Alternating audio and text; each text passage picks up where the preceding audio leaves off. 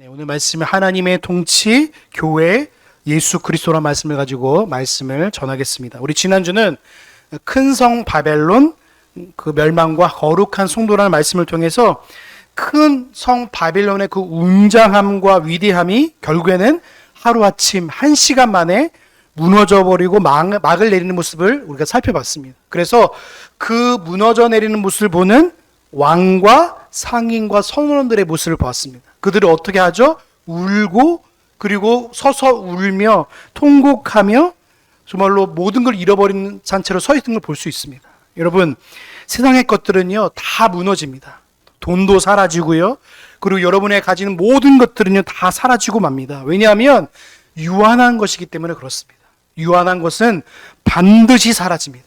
하지만 하나님의 말씀과 우리 성도들은 영원히 있게 될 줄로 믿습니다. 하나님이 계시기 때문에 그건 영원한 거예요.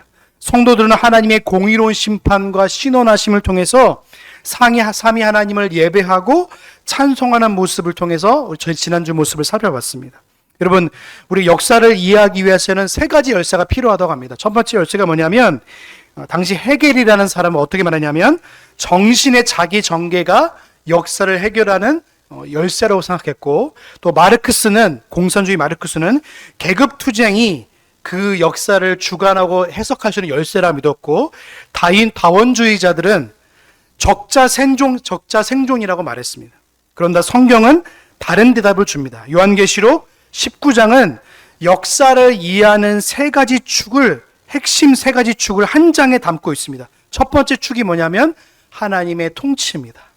두 번째 축이 뭐냐면 교회의 영광이고, 세 번째 축이 뭐냐면 예수 그리스도십니다.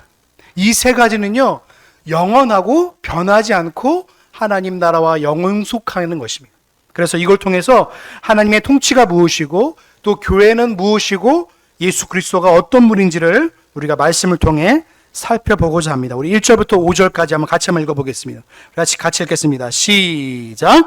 이루에 내가 들으니 하늘의 허다한 무리의 큰 음성 같은 것이 있어 가로되 할렐루야, 구원과 영광과 능력이 우리 하나님께 있도다. 그의 심판은 참되고 의로운지라. 음액으로 땅을 더럽게 한 큰 음녀를 심판하사 자기 종들의 피를 그의 손에 갚으셨도다 하고, 두 번째 가로되 할렐루야 하더니 그 연기가 세세토록 올라가더라. 또 24 장로가 내 생물이 엎드려 보좌에 앉으신 하나님께 경배하여 가로되 아멘 할렐루야 하니, 보좌에서 음성이 나서 가로되 하나님의 종들 곧 그를 경외하는 너희들아 물론대송하고 다 우리 하나님께 찬송하라 하라 하더라. 아멘. 여러분, 하나님의 통치는요 4번의 할렐루야가 있습니다. 여러분, 할렐루야가 뜻이 뭐냐면 할렐루야 야와 야훼 합성어입니다. 야가 어떤 뜻이냐면 야훼라는 여호와라는 의미가 있습니다. 할렐루야는 찬송하는 의미입니다. 그러니까 여호와를 찬송하라는 뜻입니다. 여러분, 우리가 기존 교회에서 많이 우리가 배웠던 할렐루야라고 많이 쓰잖아요. 장난스럽게도 할렐루야라는 말을 많이 쓰죠. 그 이름이 너무 함부로 하고 있습니다. 여러분, 할렐루야라는 쓰는요 감탄사로 쓰는 게 아닙니다. 오직 누구에게 돌리는 거예요? 삼위 하나님 앞에만 올려드리는 찬송인 줄로 믿습니다. 근데 많은 세상 사람들이요 할렐루야라는 말을요 너무 장난스럽게 사용합니다. 여러분, TV 예능 프로만 보시면요 그냥 예능인들, 그냥 예수님을 믿는 사람 예능인들이요 그냥 할렐루야를 그냥 밥 먹듯이 합니다. 그는요 감탄사로서 그게 아니라요 오직 하나님께 돌려드려야 할 영원한 찬송인 줄로 믿습니다. 그걸 함부로 사용하면 안 됩니다. 근데 오늘 성경에서 왜 할렐루야를 계속하죠? 하나님만이 찬송받기에 합당한 분이심을 말씀하고 있는 거예요. 다른 것은 찬양의 대상과 예배의 대상이 될 수 없음을 다시 한번 말씀하고 있는 것입니다. 또 2일 후에 18장과 연결되는데 18장에 보시면 2일 후에 연결되죠. 18장은요 3개의 계층에 대해서 얘기했습니다. 어떤 계층이죠? 왕들에게 화가 있도다 말하고, 또 상인들은 울었고, 또 선원들은요 통곡했습니다. 19장은요 그 정반대의 목소리가 나옵니다. 그들은 억울함을 얘기하고 눈물을 얘기하고 통곡을 얘기하지만 19장은 뭐죠? 하나님의 찬송과 영광의 얘기가 나옵니다. 세상 사람들은요 자기의 잃은 것을 얘기하고 자기가 가진 것에 대해서 기뻐하지만 우리는 영원한 기쁨을 찬송할 의무가 있는 사람들입니다. 우리는 뭘 가졌죠? 어떤 이름을 가졌죠? 영원히 변하지 않는 하나님의 이름을 가진 자들이 바로 성도인 줄로 믿습니다. 그 이름을 가졌기 때문에 세상 것들을 다 잃어버려도 그 이름을 가졌기 때문에 우리는 소망을 잃어버리지 않는 것처럼 울지 않는 거예요. 세상 사람들은 가진 것 때문에 슬퍼하고요. 가진 것 때문에 두려워하고 가진 것 때문에 염려합니다. 그것이 사라질까봐, 그것이 마치 영원하지 않을 것까봐 두려워서 그것을 움켜쥐는 겁니다. 여러분, 돈은요, 제가 저번에도 말씀드렸지만 돈은요, 신기루 같은 겁니다. 있으면 좋지만 없으면 없다고 울지 않아요. 근데 세상 사람들은 뭐죠? 그게 없으면 마치 내 존재가 없어진 것처럼 막 울며 떠는 겁니다. 그러니까 세상에 큰 바벨론이 무너지니까 어떻습니까? 다 울고 통곡하며 저걸 바라보는 거예요.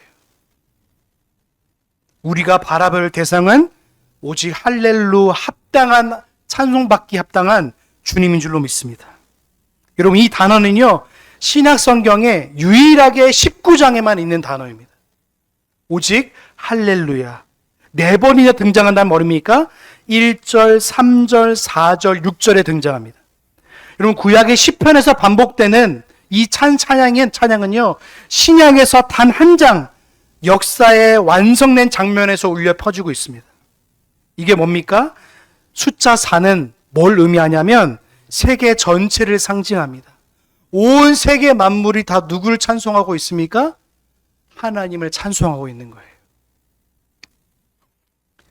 여러분, 이 4가지 찬송은요, 우리가 영원히 드려야 될 것처럼 믿습니다.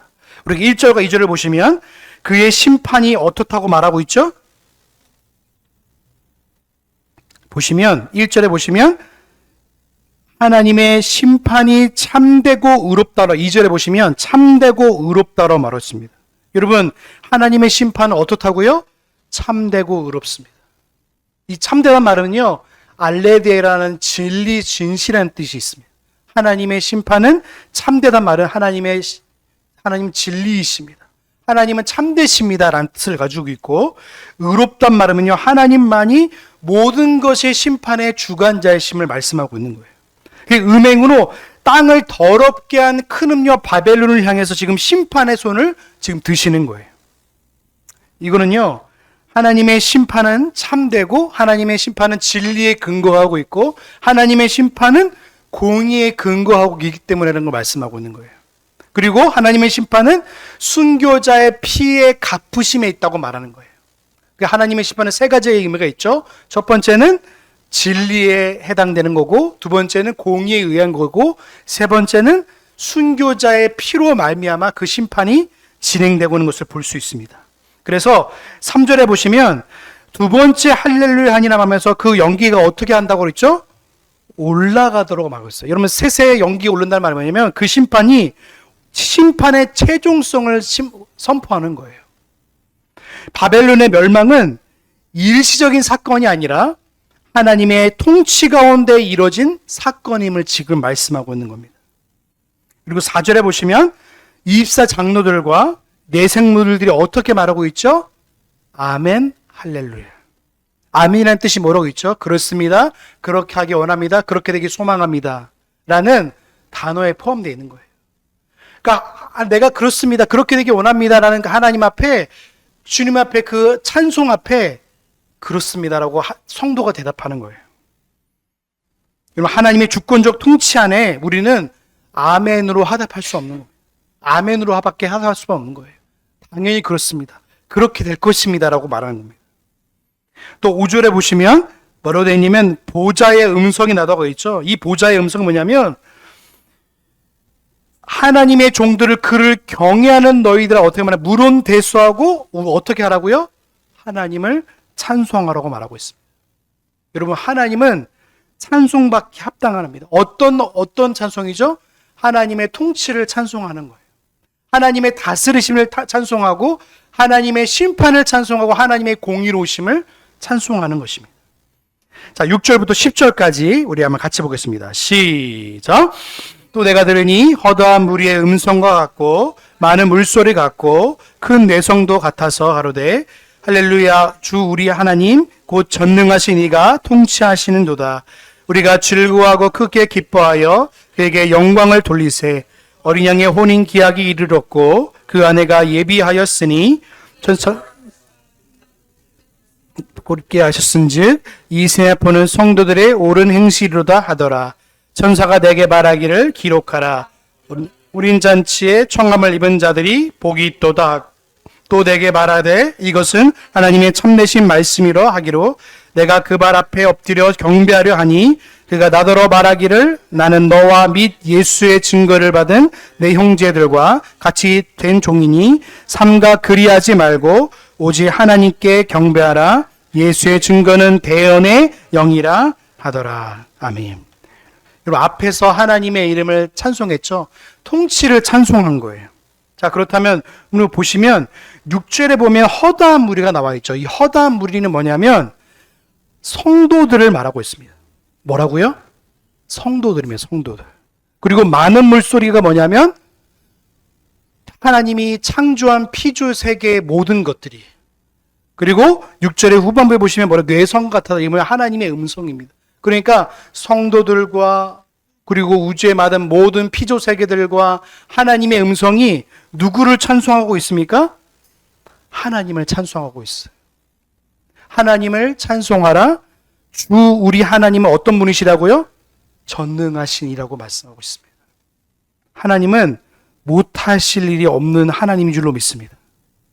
자, 7절에 보시면 또 어떤 내용이 나오냐면 우리가 크게 기뻐하고 즐거워하고 크게 영광을 돌리는데 어떤 기약이라고요? 어린 양의 혼인 기약이라고 말하고 있습니다. 여러분, 우리 마태복음에 보면요. 25장 1절과 2절에 보시면 어떤 내용이 나오냐면 열처녀의 혼인잔치의 내용이 나옵니다. 그러면 구약의 이 혼인잔치를 보시면 유대인들의 결혼 풍습을 알면요.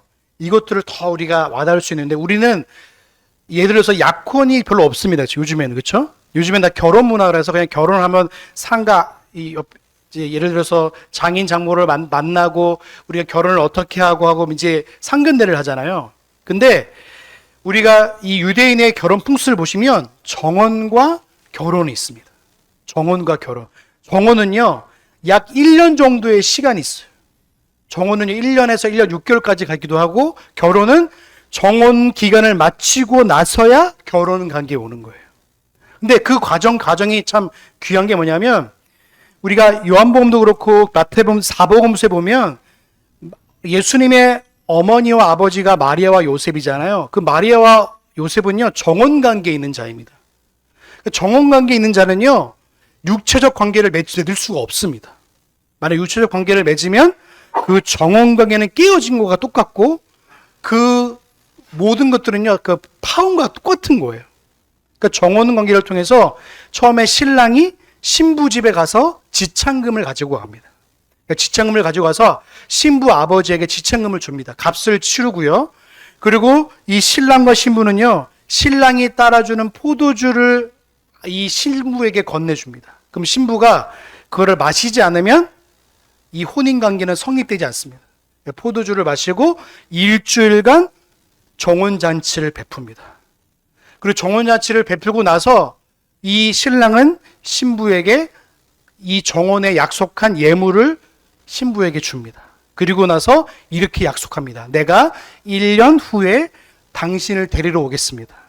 당신은 나를 기다리며 이 정혼 예물을 바라보면서 나를 기다리십시오 하고 이제 떠나가게 됩니다. 그 1년에서 1년 6개월 동안 신부는요, 신랑 오기를 기다립니다. 근데 1년이 지나고 6개월이 지나도 오지 않잖아요. 그럼 어떻게 합니까? 그래도 기다려야 되는 거예요. 누구와 함께 기다립니까? 신부의 들러리인 그 처녀들과 함께 기다리는 거예요. 근데 신랑이 언제 오냐면 저녁에 옵니다. 왜냐하면 유대인들의 결혼식은 오후 6시부터 시작되어지는군요. 그게 하루의 시작을 의미합니다. 그래서 저녁 6시부터 밤중까지 연애를 또 결혼 예식이 일주일간 벌어지는 거예요.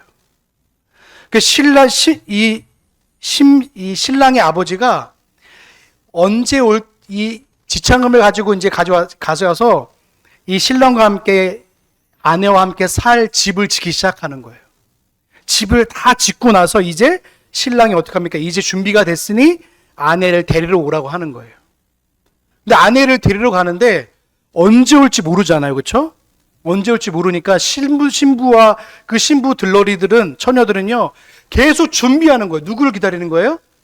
신랑을 기다리는 거예요. 그러니까 등불에 잔이 준비되지 않으면요, 어떻게 합니까? 거기에 참여할 수 없는 겁니다. 근데 이걸 비유해서 예수님께서 열처녀의 비유를 드시면서, 신랑의 비유를 드리면서 내가 처소를 예비하러 간다면서 제자들에게 말씀하시고, 내가 열처녀의 비유를 드시면서 내가 반드시 다시 올 것임을 말씀하고 있는 거예요. 그래서 요한계시록의 내용을 잘 보시면 어린 양의 혼인잔치의 기약이 이르렀고라는 말이 뭐냐면, 이제 예수님이 내가 신랑인데 내가 다시 신부를 찾으러 오겠다는 말입니다. 이제 기약이 이르는 거예요. 이제 결혼할 때가 이르는 겁니다. 예수님이 자기가 예고하며 온 게 아니라 어느 날짜는 어느 정도 하지만 불시에 찾아온 거예요. 저녁에. 그런데 참 중요한 게 뭐냐면요, 이 혼인잔치는요, 주최 측이 예비한 예복을 입지 않으면요, 혼인잔치에 들어올 수 없습니다. 그러니까 예를 들어서 혼인잔치의 이 주최자가 만약에 예복을 준비해서 이 잔치의 명단에서 청을 받은 사람들이 왔는데 그 청을 받지 않은 사람들이 오잖아요. 혼인잔치에 참여할 수 없는 겁니다. 나중에 본문에서 나오는 게 뭐냐면, 오늘 9절에 보면 그 내용이 나와 있습니다. 자, 9절을 다시 한번 볼까요? 시작. 이 말에 기록하라. 양이 혼인잔치에 청합인 자들이 복이 있도다 하고, 또 내가 말하되 이것은 혼인잔치에 청합을 입은 자들이 복이 있도다. 이 사람이 뭡니까? 하나님의 예정을 입은 자, 택하심 받은 자입니다. 이 자가 뭡니까? 혼인잔치의 예약 면단에 있는 사람들인 거예요. 이들만이 뭡니까? 옷을 입고 신랑을 기다리면서 신랑을 기뻐하는 거예요. 그래서 이제 결혼식이 와서 신랑이 오잖아요. 신랑이 저녁에 이제 오잖아요. 그러면 신랑이 왔도다 하면서 이제 잔치가 시작되어지는 거예요. 오늘 요한계시록이 뭡니까? 혼인잔치의 비유를 두시면서 이제 예수 그리스도의 옷을 입은 자들의 성도들이 결국에는 그들만이 혼인잔치에 들어올 수 있고, 예수 그리스도의 참된 하나님의 신부로서의 역할을 지금 말씀하고 있는 거예요. 신부는요, 준비된 자입니다. 그리고 예비된 자이고 하나님의 택하심 받은 자인 거예요. 그래서 오늘 8절에 보시면 또 그 내용이 나와 있습니다. 자, 8절에 볼까요? 같이 봅니다. 시작. 가사 빛나고 깨끗한 세마포를 입게 하셨은즉, 이 세마포는 성도들의, 세마포가 뭐냐면 신부들의 예비된 옷입니다. 이 옷은 신약 성경에서 뭘 뜻하고 있냐면 예수 그리스도를 뜻하고 있는 거예요. 예수 그리스도의 옷을 입은 자가 뭡니까? 성도고, 예수 그리스도의 의를 입은 자가 성도라고 말하는 거예요. 저 여러분들은요, 하나님의 거룩한 성도인 줄로 믿습니다. 그래서 여러분, 결혼을 통해서 뭐가 되는 거예요? 하나가 되는 겁니다. 정혼까지는 뭡니까? 이제 하나가 되기 위한 과정이라면, 혼인잔치는 뭡니까? 하나로서 이제 영원토록 신랑 되신 예수 그리스도와 교회가 한 몸을 이루어서 완전한 하나님의 사람으로서 들림받아서 영광의 잔치에 참여함을 의미하고 있는 거예요. 저와 여러분들은 이제 신랑 되신 예수 그리스도를 기다리는 자로 서 있는 것입니다. 예수님이 언제 올지 몰라요. 우리가 1년 후가 될지 10년 후가 될지 100년 후가 될지 모르지만 반드시 예수 그리스도가 다시 오심을 기다리는 자가 누구입니까? 혼인잔치에 참여한 자이자 신부인 줄로 믿습니다. 저 여러분 그런 자인 거예요. 근데 세상 사람들은 뭡니까? 신부를 기다리지 않습니다. 혼인잔치에 청함을 받은 자가 아닙니다. 그리고 뭡니까? 예수님을 기다릴 필요가 없어요. 신랑이 와도 그 신부의 혼인잔치와는 아무 관계가 없는 사람이에요. 그러면 뭡니까? 혼인잔치에 상관없으니까 이들은 뭘 즐기고 있어요? 큰 성 바벨론을 향해서 그 눈과 귀가 다 그쪽으로 쏠리는 거예요. 근데 우리의 눈과 귀는 누구에 쏠려 있습니까? 다시 오실 우리의 신랑 되신 예수 그리스도인 줄로 믿습니다. 교회의 영광은 예수 그리스도예요. 교회가 예수님과 끊임없이 연합의 관계를 이루어 나가지 않으면 어떡합니까? 옳은 행실을 할 수 없는 겁니다. 세마포 옷은 옳은 행실을 의미하기도 하지만 예수 그리스도를 뜻하기도 해요. 그래서 오늘 조직신학, 우리 17세기 개혁신학에는 뭘 뜻하고 있냐면 칭의와 성화는요 나뉠 수 없는 겁니다. 근데 이걸 나눠버리면 안 돼요. 내가 의롭다 하실 받았으면 그걸로 끝이 아닙니다. 구원파는 여기서 끊어버려요. 나 의롭게 됐으니까 구원받았어 하고 끊어버려요. 그러니까 뒤가 어떻게 거룩하게 살든지 네가 어떻게 살든지 얘기하지 않습니다. 근데 오늘날 많은 청교도 신학을 보면 칭의에서 멈춰져 버려요. 아, 나 거룩함 받았으니까 나 괜찮아, 이제 됐어 라고 말해요. 근데 하나님의 거룩한 백성들은요 칭의받은 사람답게 살아가야 할 의무와 책임이 우리에게 있는 거예요. 그래서 오늘 세마포 옷을 입은 자는요 세마포 옷을 입은 자답게 살아가야 될 줄로 믿습니다. 그게 바로 성도예요. 성도. 근데 자꾸만 뭘 의미하면 나 예수님 앞에 거룩함 내가 구원받았으니까 나 이제 끝이야 라고 말하는 거예요. 이런 구원받은 자는요 구원받은 자의 삶이 반드시 따라가야 되는 거예요. 근데 오늘 구원파적 교리를 가르치는 많은 청교도 교회에서 의롭게 살라고라고 말하지만 의롭게 살라는 방법과 방식을 잘 말하지 않아요. 성화는요 예수 그리스도를 닮아가는 과정인 줄로 믿습니다. 그 과정을 우리가 어느 때 하는 거예요? 정원을 맞은 신부들이 신랑을 기다리면서 교회로서 그 과정을 이루어 나가는 것이 바로 성도인 거예요. 그런데 이걸 말하지 않으면요 성도가요 아무렇게 살아가라고 말하지, 아무렇게 살아가라고 교회에서 말하면 안 돼요. 여러분, 성도는 하나님의 사람답게 살아갈 의무와 책임이 있는 거예요. 그래서 10계명을 우리가 가지고 살아가는 거예요. 여러분, 1계명, 2계명을 제가 뭐라고 말씀드렸죠? 우상 숭배하고 하나님 외에 다른 신을 인정하지 않는 거예요. 하나님만이 찬양받기 합당하시고 우리의 모든 영광과 존귀를 받기 합당한 분이로 믿고 살아가기 때문에 그 10계명의 내용을 따라서 성도들이 살아가는 거예요. 그래서 하나님의 이름을 망령되이 일컫지 않는 거예요.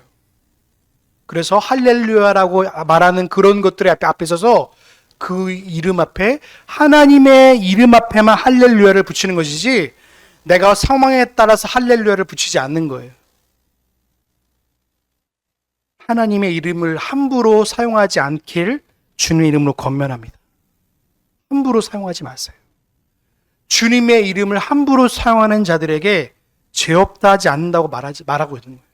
하나님의 이름을 존귀하게 사용하시는 저와 여러분 되시길 주의 이름을 소망합니다. 하나님의 이름을 함부로 사용하시면 안 돼요. 그래서 그래서 신랑의 이름을요, 그 신랑의 이름에 욕되지 않는 인생을 살아가는 게 신부의 인생인 거예요. 그래서 우리에게 다시 올까라고 분명히 약속하시고 떠나셨어요. 그래서 사복음서에 보면요, 예수님이 다시 오실 것을 계속 말씀하시는 거예요. 달란트 비유를 드시고서 문화 비유를 드시면서 열천이의 비유를 드시면서 계속 말씀하시는 거예요. 뭐가 중요하냐? 예수 그리스도의 다시 오심을 네가 기다리고 있느냐라고 계속 말씀하시는 거예요. 우리는 신부로서 신랑을 기다려야 될 거룩한 자인 줄로 믿습니다. 그 주님을 기다려야 되는 거예요. 어떻게 해요? 주님의 오심을 기다려요. 그래서 오늘 9절에 보시면 그 혼인잔치에 청함을 입은 자들이 신부와 함께 우리 같은 하나님의 택한 백성이기 때문에 그것이 복되고 그것이 기쁜 거예요. 그리고 10절에 보시면 이렇게 되어 있어요. 자, 10절 같이 볼까요? 같이 봅니다. 시작. 이러 경배하라 하니 그가 나더러 말하기를 너는 나와 미 예수의 증거를 받은 내 형제와 같이 종이니 삼가 그러지 말고 오직 하나님께 경배하라. 예수의 증거는 대언해. 여러분, 우리와 저는요, 예수의 신부이면서 동시에 하나님의 종입니다. 우리는 두 가지의 지분을 가지고 있어요. 제자이지만 신부이면서 동시에 하나님의 종이에요. 그래서 이 종은요, 어떤 겁니까? 하나님의 영원하신 은혜를 따라서 살아가는 자예요. 이 종이란 단어가 어원을 제가 저번에 말씀드렸지만, 어원은요, 여러분, 로마 시대 보면요, 배를 젓는 자가 종이었습니다. 하인이죠, 하인. 여러분, 배 밑창에서 노를 저으면요, 위의 상황을 볼 수 있나요, 없나요? 볼 수 없습니다. 노를 최선을 다해 저을 뿐이에요. 누가 이 배를 지휘하시는 거예요? 선장이 지휘하는 거죠. 이 종은 뭡니까? 내가 예수의 증거를 받는 형제들과 같이 종된 자니까 하나님의 말씀을 따라서 살아가고 순종함을 지금 말씀하고 있는 거예요. 그래서 예수의 증거를 받은 자로서, 종된 자로서 하나님 앞에 그걸 경배하고 찬송하라고 지금 말씀하고 있는 것입니다. 여러분, 바벨론 음료와 신부는요, 전혀 다른 가치를 가지고 있습니다. 앞에 우리 18장, 10장에 보시면 큰 음녀 바벨론, 큰 성 바벨론의 특징이 뭔지를 말씀드렸죠. 큰 음녀 바벨론은요, 금잔을 들고 있습니다. 화려한 옷을 입고요. 하지만 그 속의 내용을, 이 잔의 내용을 보시면 아주 음란하고 더럽고 쾌락적인 것이 여기 다 담겨져 있습니다. 여러분들은 세상을 닮아가고 세상을 쫓는 자들이 아니라 하나님의 영광을 쫓는 자들이 바로 성도인 줄로 믿습니다. 그래서 교회로 부르심 받은 자들은요, 예수 그리스도와 합한 자로서 거룩을 유지하면서 하나님의 도우심을 바라보면서 이 땅의 인생들을 걸어가는 거예요. 그래서 이 청함받은 자들이 하나님 앞에 경배와 영광을 돌려드리는 거예요. 다른 것에 경배와 영광을 돌려드리는 것이 아니라 유일하신 하나님께만 예배를 드리고 경배를 올려드리는 것이에요. 자, 11절과 16절까지 우리 같이 보겠습니다. 같이 봅니다. 시작. 또 내가 하늘이 열린 것을 보니 보라, 백마와 탄 자가 있으니 그 이름은 충신과 진실이라.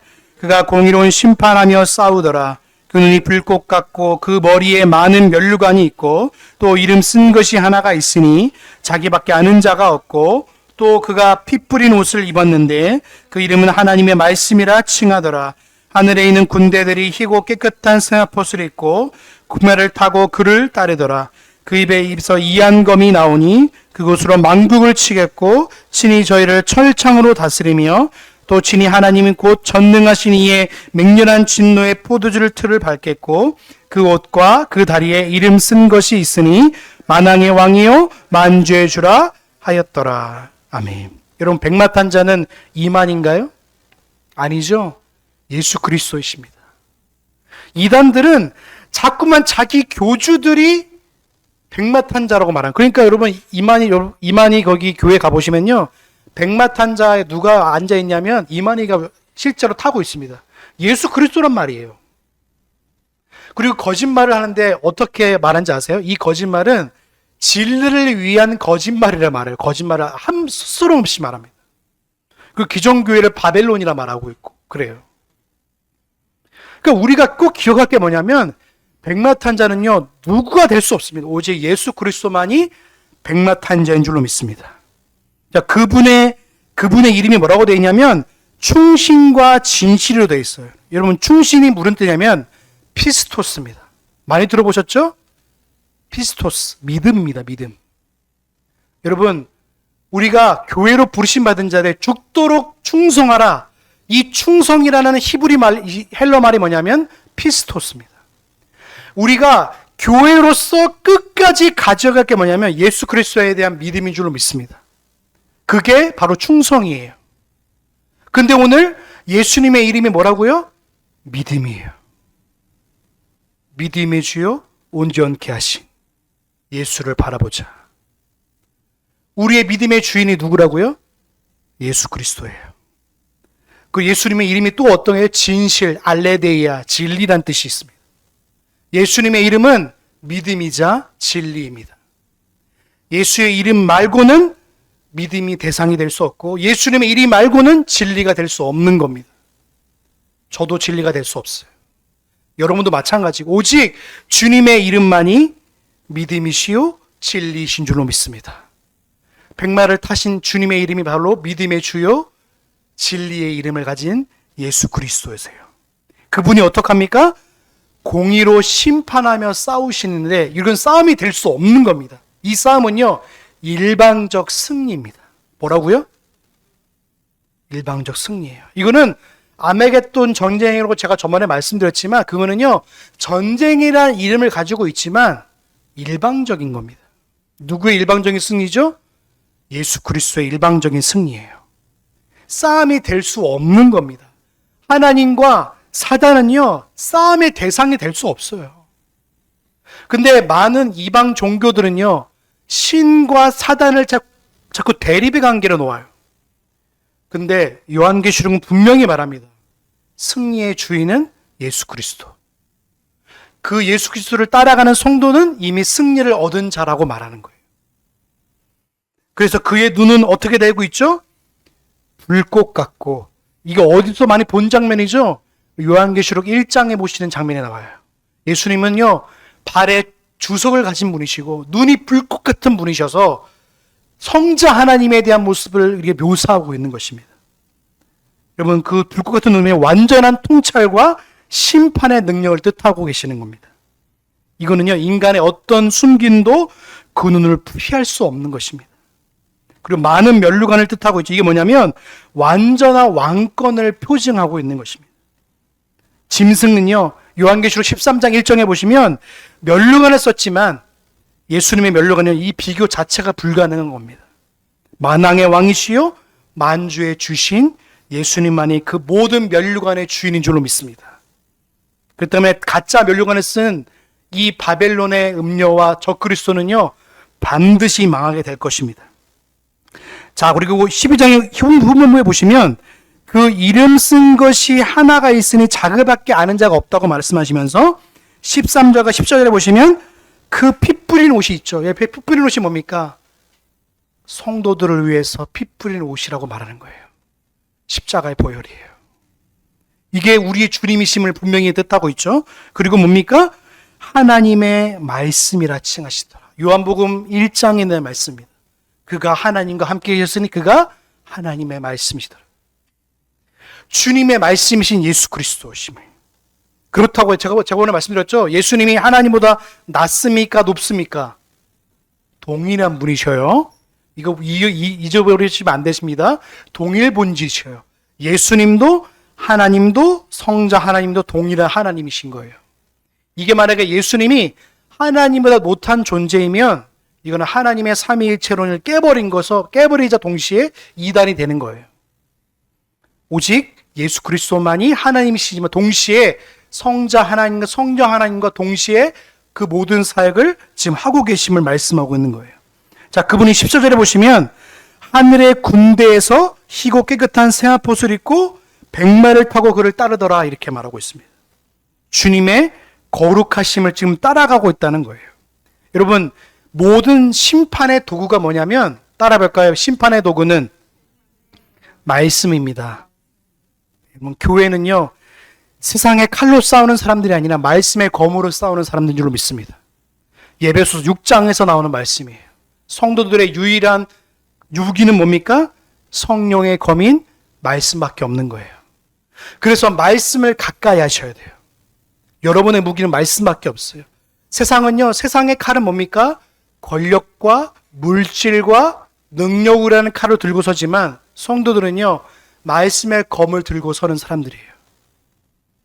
그래서 그 말씀에 들고 사는 사람들은요 교회는요 정치 권력이 아니라 말씀의 권위로 다스림을 받는 게 바로 교회인 거예요.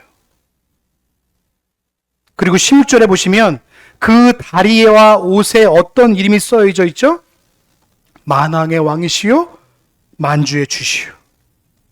이게 바로 웨스트민스터 신앙고백서 8장에 보시면 예수님이 선지자이자 지상이자 왕이라고 말씀하시면서 모든 왕이신 예수 그리스도의 최종적 승리이심을 말씀하고 있는 거예요. 여러분 그리스도는요 교회 위에 군림하는 군주로서 통치하시고 그분의 말씀이 교회의 법이고 그분의 법을 변경하거나 추가하거나 뺄 권리가 그 어떤 누구에게도 없는 겁니다. 성도들은요, 그 말씀의 권위를 따라가야 되는 거예요. 말씀을 벗어나는 순간에 우리는 뭘 따라가게 돼요? 세상의 바벨론의 법칙을 따라 살아갈 수밖에 없어요. 우리는 그 권위와 법칙에 이미 넘어선 자들이 누구입니까? 성도이자 교회입니다. 교회는 건물이 아니라 예수 그리스도를 주로 고백하고 믿는 성도입니다. 근데 교회가 건물로 치부하는 순간에 우리는 어디에 빠져지는 거예요? 건물로 빠져지는 거예요. 그래서 예수님께서 내내 말씀한 게 뭐냐면 저 교회가 저 성전에 있는 건물이 무너질 것이라고 말씀하시는 거예요. 무너지리라. 내가 3일 만에 다시 세우겠다. 예수님이 자신이 교회이심을 말씀하시면서 자기를 믿는 성도들이 교회임을 말씀하시는 거예요. 오늘날 많은 교회들이 교회를 누구로 인정하고 있어요? 건물로 보고 있어요. 그러니까 교회 건물이 커지면 저 교회 크구나 이렇게 말하는 거예요. 여러분들이 교회이기 때문에 여러분들이 예수 그리스도 안에 거하면 이미 교회로서 살아가고 있는 겁니다. 제가 계속 말씀드리죠. 여러분, 교회가 커지는 것은요, 교회 건물이 커지는 것은 교회 부흥이 아닙니다. 여러분이 말씀으로 다스리를 하는 게 이미 교회로서 살아가고 있는 게 그거예요. 이걸 잃어버리면 바벨론의 가치를 따라 크기와 질량으로 갈 수밖에 없어요. 스페인에 아무리 큰 성당이 세워졌다 한들 성도 안에 예수님이 없으면 아무것도 아닙니다. 아무리 높은 곳을 아무리 전 세계에서 아무리 큰 교회를 짓는다 할지라도 그 교회의 주인이 예수님이 아니면 아무 소용이 없어요. 아무리 높은 권세를 가진 정치인이 다닌 교회인다 할지라도 그 교회 예수님을 주인으로 모시지 않는 교회는요, 교회라고 말할 수 없어요. 오늘 우리가 따라갈 유일한 교회의 주인은 예수님인 줄로 믿습니다. 그렇기 때문에 만왕의 왕이시고 만유의 주이신 예수님을 사랑하고 따라갈 의무가 우리에게 있는 거예요. 자, 17절부터 21절까지 우리 같이 읽겠습니다. 시작! 전사가 회에 서서 공중에 나는 모든 새를 향하여 큰 음성으로 외쳐 가로되 와서 하나님의 큰 잔치에 모여 왕들의 고기와 장군들의 고기와 장사들의 고기와 말들과 그 탄자들의 고기와 자유한 자들이나 종들이나 물은 대소하고 모든 자의 고기를 먹으라 하더라. 또 내가 봄이 그 짐승과 땅의 임금들과 그 군대들이 모여 그 말탄 자와 그 군대를 더불어 전쟁을 일으키다가 짐승이 잡히고 그 앞에서 이정을 행하던 거짓 선제도 함께 잡혔으니 이는 짐승의 표를 받고 그 우상에게 경배하는 자들은 이적으로 미혹하는 자라. 이 둘이 산채로 유황불에 붓는 묻에 던져지고 그 나머지는 말탄 자 입에서 나오는 겁의 죽음에 모든 새가 그 고기로 배불리우더라. 아멘. 여러분, 하나님의 혼인잔치와 하나님의 큰 잔치와 비교될 수 있습니다. 하나님의 혼인잔치는요, 청함받은 성도들이 할 수 있지만 여기는 곤중의 새들이 나오기 시작합니다. 혼인잔치의 메뉴는 기쁨과 감사라면 여기는 왕들과 장군들의 고기가 달려 있습니다. 이거는 아주 처절한 겁니다. 여러분, 사람들이 죽으면 시체가 나뒹구르면 까마귀들이 모입니다. 17세기, 18세기 여러분 전쟁들이 막 중세시대 보시면요, 한번 사람들이 전쟁터가 휩쓸려 가면요, 까마귀들이 산떼를 이룹니다. 시체를 먹으러 다니는 거예요. 여기 지금 시체를 말하는 겁니다. 왕들의 고기와 군사들의 고기가 널려져 있습니다. 여러분, 여기는 심판입니다. 심판. 그 짐승과 땅의 임금들과 그 군대들이 모여서 그 말탄 자들을 향해서 전쟁을 벌이지만 그 전쟁은 이길 수 있는 전쟁이라고 말할 수 있나요? 아니면 이길 수 없는 전쟁이 말했나요? 이길 수 없는 전쟁이라고 말씀드렸어요. 절대로 이길 수 없습니다. 거짓 선자들은 뭘 하고 있죠? 이적을 베풀고 있습니다. 여러분, 요즘에 제가 너무 황당한 게 뭐냐면 유튜브 보시면요, 이적하는 게 얼마나 많이 나오는지 몰라요. 여러분 보시면 병 고치는 것들 얼마나 많이 나옵니까? 그쵸? 막 귀신자들, 막 귀신 들린 자들 막 귀신 나간 것 같고 그러잖아요. 쇼입니다, 쇼. 설사 그것이 진짜 고치는 일이 있다 할지라도요, 미혹되지 마십시오. 예수님 분명히 말씀하셨죠? 내가 그리스도라고 해도 믿으라고 했으면 믿지 말라고 그랬습니까? 믿지 마십시오. 저 그리스도는요, 이적이라는 힘을 가지고 나옵니다. 그래서 세상 사람들도 그거 보고 막 놀래요. 와, 저거 진짜구나. 여러분, 우리가 진짜 따라갈 이적은요, 말씀밖에 없는 줄로 믿습니다. 그래서 예수님이 말하고 있죠. 예수님이 그 당시에 이렇게 말하고 있어요. 많은 선지자들과 많은 사람들이 왔지만 나 그들을 선지자로 받지 않는 거예요. 왜요? 선지자들은 자꾸 심판과 멸망의 메시지를 내니까. 세례 요한을요, 그렇게 싫어했어요. 왜요? 자기들 잘못을 지적하니까. 그러니까 결국엔 세례 요한이 목이 잘리잖아요. 그리고 그 당시의 기적과 이적을 바라보는 많은 사람들이 있었어요.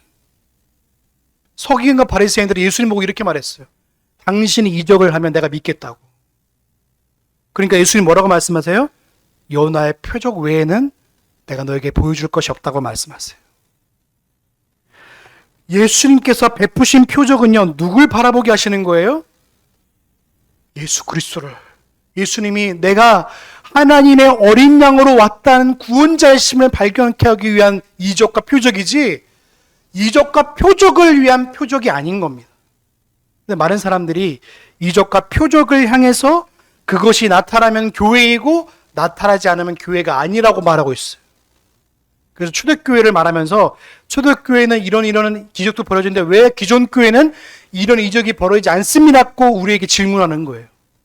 여러분, 성경이 기록되지 전까지는요, 기적과 기적을 하나님께서 베푸는 걸 허락하셨지만 말씀이 맞춰지고 나서는 이적이 더 이상 일어나지 않는 겁니다. 비단 이적이 일어나는 거 보면 하나님을 믿기 위한 도구로서 주신 것이지,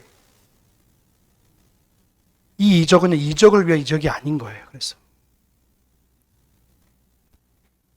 여러분, 요즘에 이적을 해도요, 믿지 마십시오. 거짓 선지자들은요, 이적과 기적을 통해서 자꾸 미혹할 겁니다. 이게 참 믿음이야. 이게 참 교회야. 이게 진짜 오늘날 말세에 일어나는 진짜 예수님이 믿는 교회의 모습이라고 말할 거예요. 여러분, 반드시 그들은요, 예수님의 입에서 나온 말씀으로 망하게 될 것입니다. 말씀이 심판의 도구입니다. 오늘 21절에 보시면 이렇게 나와 있습니다. 그 나머지는 말탄 자 입으로 나오는 검의 죽음에 그 모든 새가 그 고기로 배불리우더라. 말씀으로 망하게 될 것입니다. 그래서 우리는 말씀의 최종적 권위를 따르는 성도이기 때문에 말씀을 생명같이 여기며 살아가는 사람들인 거예요. 이걸 떠나서는 말할 수도 없고 이거를 떠나서는요, 얘기할 수 없는 겁니다.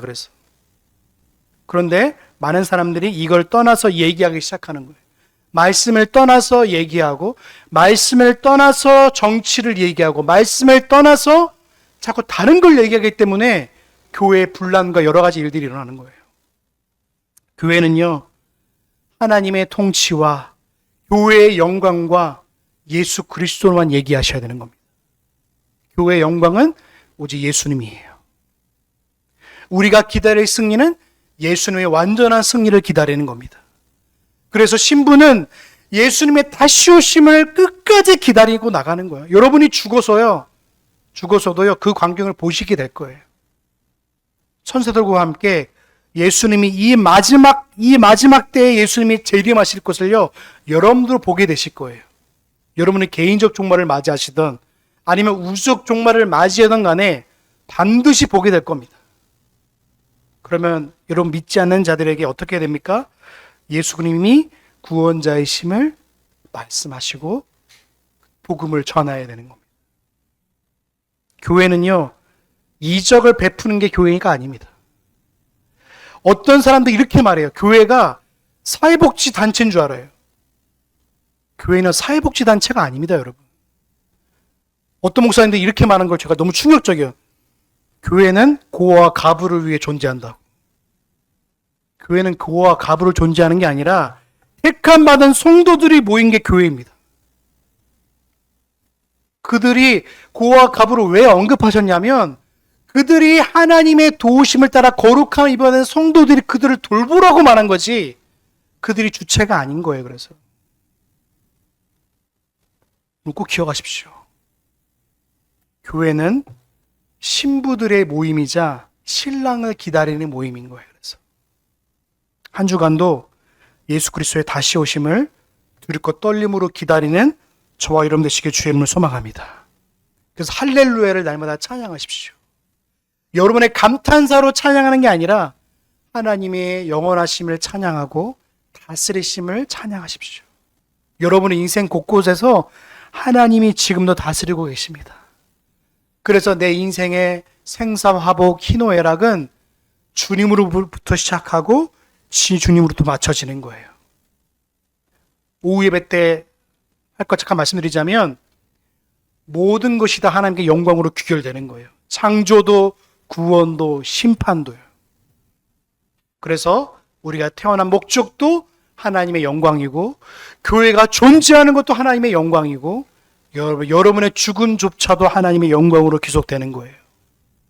한 주간도 거룩한 신부로서 하나님의 통치를 받음과 예수 그리스도의 다시 오심을 승리를 기다리는 저와 여러분 되시길 주의 이름으로 소망합니다. 기도하겠습니다. 사랑과 영광이 풍성하신 하나님 감사합니다.